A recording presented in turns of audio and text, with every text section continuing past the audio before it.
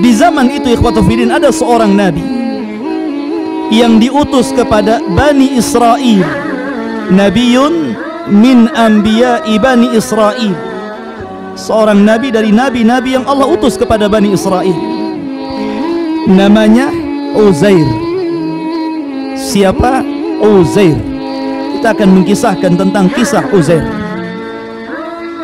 Walaupun sebagian ahli tafsir banyak yang mengatakan bahwa laki-laki yang melintasi kota yang ambruk ini adalah Nabi Khidir.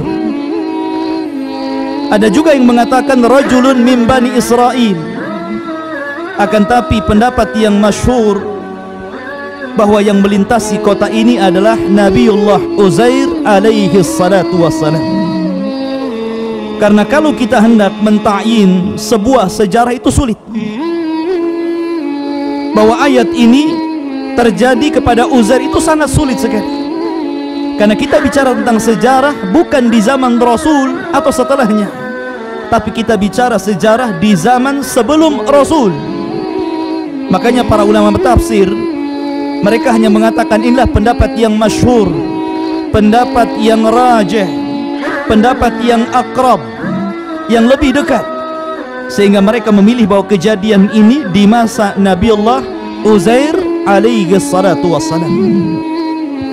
Ma'asyiral muslimin rahimani wa rahimakumullah. Uzair ini dia keluar dari rumahnya, faraqibal himar, dia pun menunggang keledainya. Kemudian dia berjalan dan melewati kota yang hancur lebur ini. Akhirnya kemudian karena panas sangat terik, fi waktu zahirah, di waktu zuhur, dia berusaha untuk mencari perlindungan dari teriknya matahari. Maka dia melihat sebuah pohon atau mungkin bebatuan yang bisa menaungi dia, dan dia pun kemudian duduk di situ tafakkur, merenung. Dan itulah orang saleh, ikhwan. Orang saleh itu kalau melihat pemandangan yang indah, melihat langit yang indah dengan berbagai macam bintang dan bulan, melihat lautan yang sangat indah, maka mereka akan memuji Allah, tafakkur, menjadikan itu salah satu tanda-tanda kebesaran Allah. Karena mengenal Allah hanya dengan dua cara: melihat tanda-tanda kaun alam dan juga membaca ayat-ayat syar'i berupa kitab-kitab yang diturunkan Allah kepada kita. Lah Uzair ini termenung melihat kota yang dahulunya hijau, dahulunya ramai, dahulunya penuh dengan bangunan, tiba-tiba dihancurkan Bukhtun Nasr sampai ke akar-akarnya. Mungkin kalau kita melihat sekarang, mungkin seperti di Suriah, Anda bisa melihat kerusakan kota yang luar biasa. Dihancurkan, dibom, diborbardir, hancur lebur. Sehingga Uzair termenung melihat kota yang hancur sampai ke akar-akarnya ini. Sehingga kemudian dia mengatakan, bagaimana Allah subhanahu wa ta'ala bisa mengembalikan kota itu? Bagaimana mungkin Allah subhanahu wa ta'ala mampu mengembalikan kota ini? Tentu kalimat ini bukan karena syak keraguan Uzair. Mustahil, dia seorang nabi, meragukan Allah subhanahu wa ta'ala mampu membangkitkan kota yang mati. Tapi ini beliau ingin tafakkur, bagaimana mungkin kota ini bisa bangkit lagi. Dan itu bisa terjadi kepada kita. Seperti antum melihat kota peperangan sampai hancur gitu kan, mungkin antum berpikir kapan nih kota ini kembali seperti semula. Seperti itulah kalimat Uzair. Maka akhirnya Allah subhanahu wa ta'ala ingin membuktikan bahwa dia ala kulli syai'in qadir, atas segala sesuatu Allah maha mampu. Tidak ada yang mustahil bagi Allah subhanahu wa ta'ala. Maka Allah subhanahu wa ta'ala katakan, qala anna yuhyi hadihi Allahu ba'da mautiha. Uzair mengatakan, anna yuhyi hadihi Allah, bagaimana mungkin Allah subhanahu wa ta'ala bisa membangkitkan dari kematiannya, dari kehancurannya? Maka Allah subhanahu wa ta'ala kemudian mengirim malaikat maut. Ada sebagian di masyarakat yang mengatakan nama malaikat maut itu dengan sebutan Israel. Ini tidak benar, ikhwan. Karena hadis Rasul ataupun Al-Quran tidak menyebutkan nama tentang siapa nama Malakul Maut, malaikat yang mencabut roh atau kematian. Al-Quran hanya mengatakan Malakul Maut, malaikat kematian. Begitu juga hadis mengatakan Malakul Maut, tidak dikatakan Israel. Israel ini istilah Bani Israel yang tidak jelas juntrungannya. Maka kita katakan sebagaimana Al-Quran mengatakan Qul yatawaffakum malakul mautil lati wukila bikum. Allah hanya mengatakan apa? Malakul maut di sini.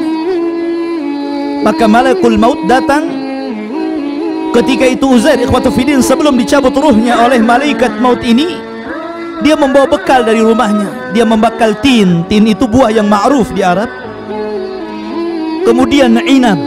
Inab itu anggur yang biasa diperas untuk asir, untuk jus gitu kan. Kemudian membawa beberapa bejana. Maka Uzair pun sebelum dicabut ruhnya, dia sempat memakan buah tin dan memeras inab tadi, kemudian meminumnya, kemudian beristirahat dari teriknya matahari sambil termenung. Disitulah malakul maut datang, faqabidha ruhuhu, maka ruhnya siapa? Uzair ini dicabut oleh malaikat maut, ditidurkan oleh malaikat maut. Makanya Allah katakan fa'amatahu Allahu, maka Allah wafatkan dia, Allah tidurkan dia. Berapa lama? Mi'ata amin, 1 abad lamanya. Ada orang yang tidur 1 abad? Antum tidur sehari semalam udah capek, tidur saja bisa capek. Ini tidur 100 tahun. Dan 100 tahun dia tidur ikhwatu fiddin, tidak ada yang berubah jasadnya. Aneh kan? 100 tahun Allah wafatkan, Allah tidurkan, jasadnya tidak berubah sedikit pun. Makanya ketika terjadi banjir besar di Arab Saudi yang kemudian menghantam kuburan 70 syuhada Uhud, karena kita tahu bahwa kuburan dari padang pasir tentu berbeda dengan kuburan dari tanah liat kan, mudah dihempas air. Apa yang terjadi? Seluruh jasad para sahabat ngapung ke atas. Ya subhanallah ikhwan, tidak ada jasad yang berubah. Bahkan mereka mengenali jasadnya Hamzah yang ketika itu dibedel perutnya oleh siapa? Hindun, dan diambil ususnya, dibuat anting-anting dan kalung karena dendamnya kepada Hamzah. Jadi bekas sayatannya nampak di situ. Akhirnya kemudian jasad syuhada Uhud dipindah ke atas, ke Bukit Ainain, yang dahulunya di zaman peperangan Uhud, bukit itu adalah bukit yang diperuntukkan untuk 40 pemanah yang Nabi SAW percayakan kepada mereka. Kemudian pemanah ini turun, kemudian terjadi kekalahan oleh pasukan Quraisy yang dipimpin oleh Khalid ibn Walid sebelum beliau masuk Islam. Tapi ini tidak mustahil bagi Allah ikhwan. Allah membiarkan jasad itu 100 tahun dan tidak berubah. Luar biasa kekuasaan Allah subhanahu wa ta'ala. Kemudian malaikat setelah 100 tahun, thumma ba'athah, tiba-tiba ruhnya ditiupkan kembali, kemudian dia terbangun sebelum matahari terbenam. Jadi dia seolah-olah tidur zuhur, bangun sore. Dia sangka cuma beberapa jam saja, padahal dia tertidur 100 tahun. Maka malaikat yang menjelma manusia mendatangi siapa? Uzair ini, kemudian bertanya, kam labista, sudah berapa lama kau tidur di sini? Maka dia menjawab, labistu yauman au ba'du yaum. Mungkin aku tidur sehari atau mungkin setengah hari. Padahal sudah tidur 100 tahun. Dia katakan apa? Mungkin aku tertidur 1 hari atau setengah hari saja. Keajaiban ikhwan, Allah ala kulli syai'in qadir. Kemudian malaikat itu mengatakan, qala bal labista mi'ata amin. Tidak, kau sudah tertidur 100 tahun wahai Uzair. Uzair bingung, mana mungkin. Karena apa? Karena Allah Subhanahu wa ta'ala membangunkan dia sebelum matahari terbenam. Ketika dia tidur, Allah cabut ruhnya ketika waktu duhur, kemudian Allah tiupkan ketika sebelum terbenam. Jadi dia sangkanya separuh hari saja dia tidur. Maka malaikat itu mengatakan, "Fangdur ila ta'amika." Lihatlah makananmu wahai Uzair. Wa syarabika, dan minumanmu. Lihat minumanmu dan makananmu. Lihat buah tin yang kau bawa. Lihat inab, anggur yang kau bawa, dan minuman perasan anggur yang kau peras. Lam yatasannah, tidak berubah sedikit pun. Itu yang membuat Uzair apa? Seolah-olah tidak tidur lama. Kalau setelah 100 tahun sudah berubah warna, minimalnya sudah nggak ada makanan itu. Jangankan 100 tahun, antum nyimpen anggur saja 1 hari itu sudah berubah. 2 hari sudah kering, 3 hari sudah dimakan tikus. Artinya bahwa itulah dunia, ya taghayyar, berubah. Dunia ini akan senantiasa berubah. Makanya ketika Allah Subhanahu wa ta'ala mensifatkan sorga, sorga itu tidak berubah. Allah katakan dalam Al-Quran, "Mathalul jannati allati wu'idal muttaqun." Permisalan sorga yang Allah peruntukkan untuk orang-orang yang bertakwa, fiha, di dalamnya apa? Anharun min ma'in ghairi asin. Air yang tidak pernah berubah, tidak pernah berubah bentuknya, tidak pernah berubah rasanya. Di dunia ikhwan, hatta satu botol ini kalau kita biarkan 1 tahun dia akan berubah. Tidak mungkin tidak berubah di dunia. Apa yang tidak berubah? Akan berubah. Di dunia akan berubah. Makanya di sorga tidak berubah. Wa anharun min labanin lam yataghayyar ta'muh. Bahkan ada satu aliran susu yang tidak pernah berubah rasanya. Di dunia pasti berubah. Sering saya katakan, kalau Anda buat susu di pagi hari kemudian diminum minggu depan, itu mencret, berubah rasanya jadi penyakit. Tapi di sorga tidak berubah. Tapi di sini Allah Subhanahu wa ta'ala menjadikan itu tidak berubah untuk sebagai apa? Tanda-tanda kebesaran Allah. Allah ala kulli syai'in qadir. Allah atas segala sesuatu maha mampu. Tapi lihat, yang menjadikan ikhwatu fiddin yang dimuliakan Allah Azza wa Jal, bahwa Uzair baru dia paham bahwa dia tertidur 100 tahun, kalimat setelahnya malaikat ini mengatakan, "Wangdur ila himarika." Lihat, di mana keledaimu sekarang? Keledaimu sudah tidak ada lagi. Uzair tidak melihat keledainya kemana. Padahal keledai itu ditambat di dekat peristirahatan dirinya. Tiba-tiba Allah Subhanahu wa ta'ala meniupkan roh, meniupkan angin, meniupkan rih, meniupkan angin. Kemudian angin ini mengumpulkan tulang-tulang keledai yang sudah hancur, kemudian merangkai satu-satu tulangnya. Datang tulang kaki, tulang perut, tulang iga, buntutnya, kepalanya, gitu kan, berbentuk tulang dulu. Dan tulang itu berbentuk seekor keledai. Makanya Allah mengatakan, "Wanzur ilal idham." Lihatlah kepada tulang-tulang keledai itu. Kaifa nunsizuha, bagaimana kami merangkainya. Tiba-tiba di hadapan Uzair ini, keledai itu terangkai. Tulang-tulangnya tiba-tiba berdatangan terangkai sendiri. Kemudian summa naqsuha lahma, tiba-tiba dagingnya bermunculan.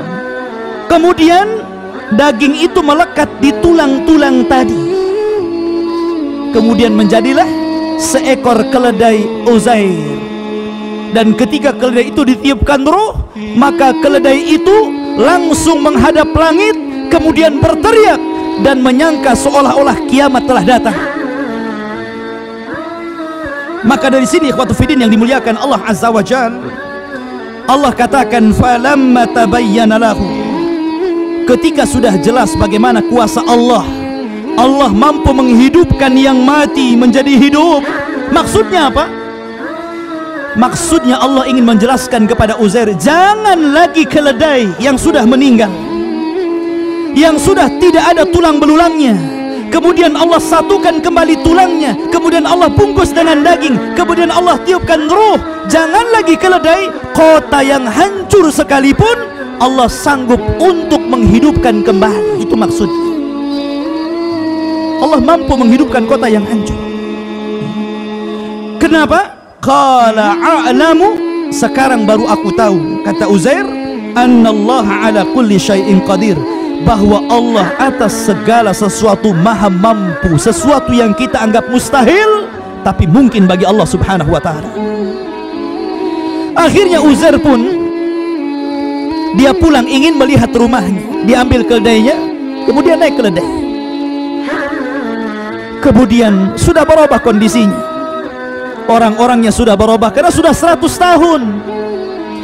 Kalau antum ditidurkan 100 tahun, kemudian antum dibangunkan, mungkin kawan-kawan antum sudah nggak ada, mungkin sudah beralih generasi, kan gitu.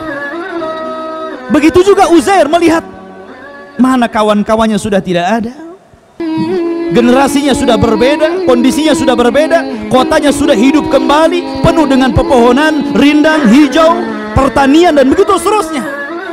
Tapi Uzair masih mengetahui alamat rumahnya. Berangkatlah dia ke rumah. Kemudian ikhwatu fillah yang dimuliakan Allah subhanahu wa ta'ala, sesampainya di rumah Uzair melihat ada nenek-nenek yang sedang menyapu rumahnya. Kemudian Uzair alaihi salatu wassalam bertanya kepada orang tua ini. Nenek tua renta ini mengatakan, yang sudah buta, sedang memegang sapu. Dan Uzair mengatakan, aina baitu Uzair, di mana rumahnya Uzair? Kemudian wanita tua ini mengatakan, walima tas'al ya rajul, kenapa kau bertanya tentang rumahnya Uzair? Bukankah Uzair sudah tidak ada lagi? Uzair ikhtafa mundu mi'ati sanah wala yadri ahadun aina dhahab. Uzair sudah nggak ada, dia sudah hilang 100 tahun, entah kemana dia perginya. Orang-orang menyangka dia sudah mati. Kenapa kau tanya tentang rumahnya Uzair? Inilah rumahnya Uzair. Maka Uzair mengatakan, ana Uzairun, sayalah Uzair. Maka wanita itu heran, ikhwan. Gak mungkin ini Uzair, Uzair udah nggak ada.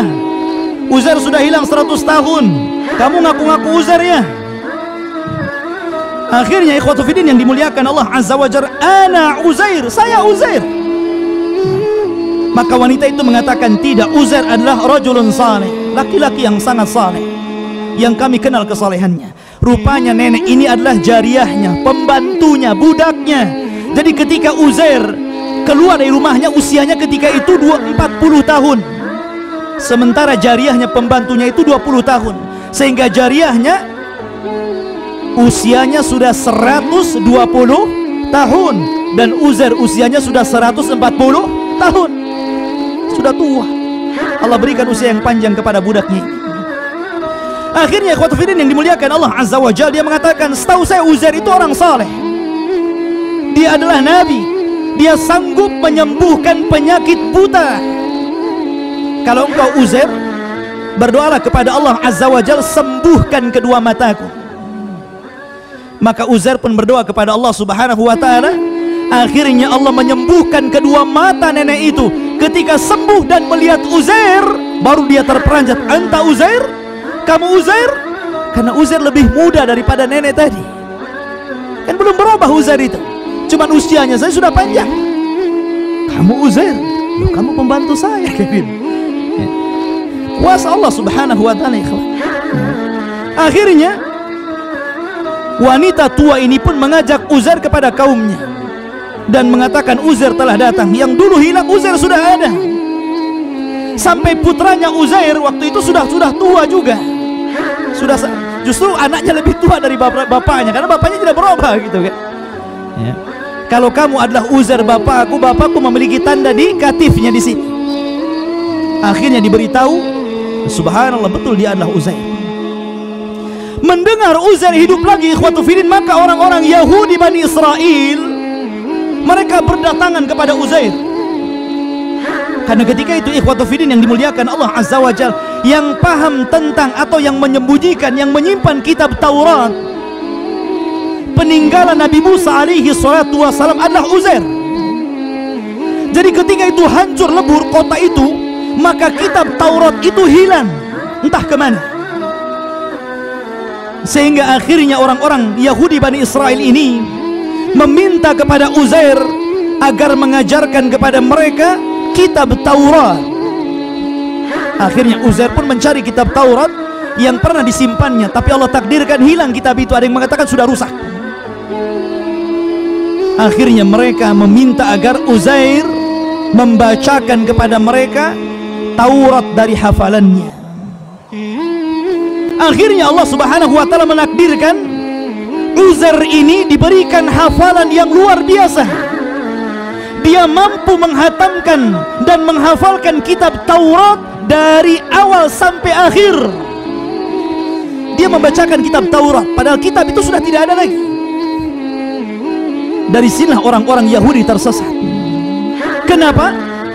Mereka menganggap Uzair itu ibnullah, anak Allah. Wa qalatil yahudu Uzair ibnullah, wa qalatin nasara al-masih ibnullah, dzalika qauluhum bi afwahihim. Ketika orang-orang Yahudi mengatakan Uzair anak Allah, ketika mengatakan Nasrani Isa anak Allah, kenapa? Karena mereka menganggap bahwa Uzair berbeda dengan Musa. Nabi Musa sendiri ikhwatu fiddin yang Taurat turun kepadanya, beliau kalau menyampaikan Taurat masih membawa catatannya. Tapi Uzair tidak membawa catatan sedikit pun. Betul-betul dia menyampaikan Taurat itu dari hafalannya. Seolah-olah orang Yahudi menyangka bahwa Uzair itu anak Allah. Karena apa? Mampu berbicara dengan kitab Taurat. Tersesatlah orang-orang Yahudi di sini dan mengatakan Uzair anak Allah, na'udzubillah. Sebagaimana tersesat orang-orang Nasrani mengatakan Isa ibnullah, anak Allah. Ma'asyiral muslimin rahimani wa rahimakumullah. Maka akhirnya Uzair pun berdakwah kepada Bani Israel, kemudian mengembalikan Bani Israel kepada ajaran Musa alaihi salatu wassalam.